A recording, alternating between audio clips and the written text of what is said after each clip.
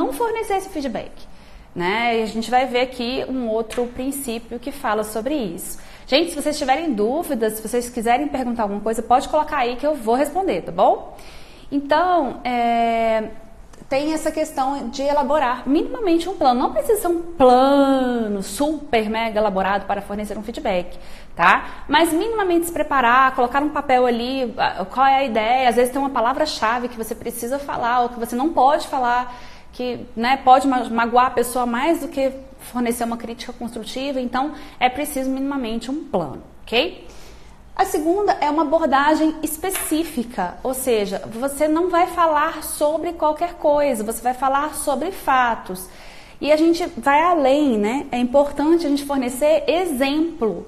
Então, você vai falar, por exemplo, que você vai falar para a pessoa que ela é alguma coisa? Não, você vai falar que ela teve um comportamento no dia tal, da seguinte maneira, para que fique claro para a pessoa sobre o que é esse feedback que você está fornecendo, senão a pessoa não vai ter como melhorar. O feedback tem o objetivo de fazer com que a pessoa mude o comportamento dela para melhor, né? Então, se você não for específico, se você não construir fatos, se você não disser sobre o que você está fornecendo feedback e for genérico, você não consegue ajudar essa pessoa. E aí vira o quê?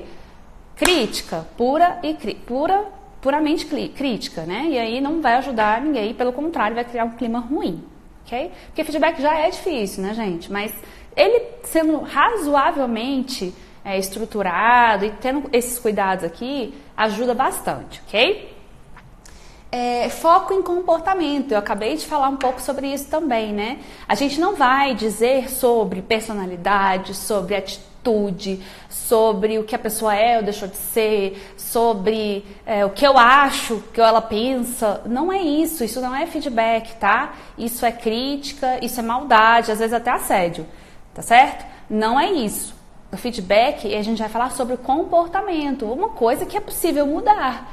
Se você fala sobre algo que não é possível mudar, a pessoa não tem como ser ajudada. Então, esse feedback é inútil, ok? Então, vamos dar um exemplo aqui. Ao invés de você falar assim, você é muito grossa, você é uma pessoa grossa, grosseira, etc.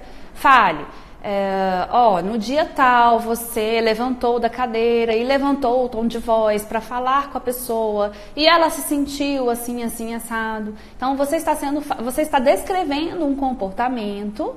E isso ajuda com que a pessoa possa modificar esse comportamento. Gente, sejam todos muito bem-vindos, tá? Então, a gente está aqui falando sobre feedback. E aí, a gente então precisa ter o foco no comportamento, ok?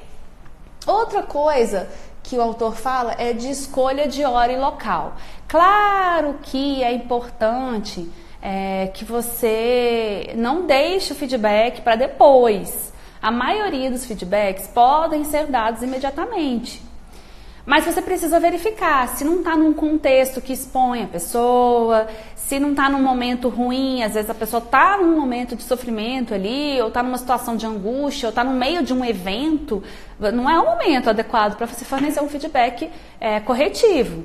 Ok? Então é importante que você possa verificar ali o local e o momento, o contexto, para que aquele feedback realmente seja eficaz. Se o seu intuito é ajudar a pessoa, então você precisa verificar esse momento, se é o momento adequado, tá certo?